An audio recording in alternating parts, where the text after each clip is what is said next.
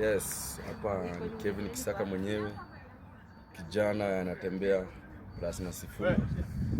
Mimi nasema hivi, nasema kama kijana wa Western. Nasema kijana wetu Sifuna, mimi naona unaongea vizuri, kaa imara. Tunasikia maruma sijui nini. Hizo tunajua ni makelele za social media. Sifuna kaa simame imara na ODM. Oburu Odinga ndo kiongozi wetu hapo kwa chama. Yeye ndo baba yetu sasa. Hakuna baba mwingine, wewe ndo baba yetu, Oburu Odinga.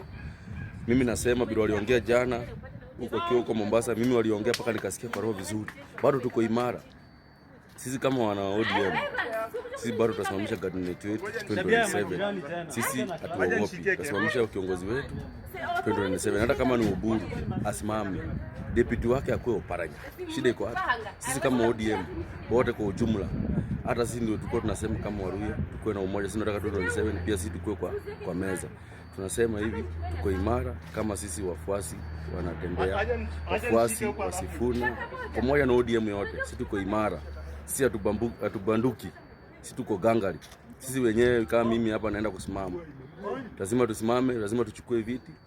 Na mimi naambia vijana wote, mkitaka chama isimame imara, lazima tusikufe na ODM yetu. Tusikuje kupata porojo ati msipende kupewa pesa mkuja kugawanisha chama ya ODM. Chama ya ODM ndio kubwa duniani. Hiyo ndio chama ndio kusema duniani. Hakuna chama kingine kama sio hiyo. Hiyo ndio chama tunakufa nayo milele na milele. Lazima hiyo chama baba isimame. Hata kama baba ametuacha, lazima chama tusimamishe sisi kama wafuasi wa Raila Amolo Odinga. Hivyo hatubanduki. Tunasema tuko imara.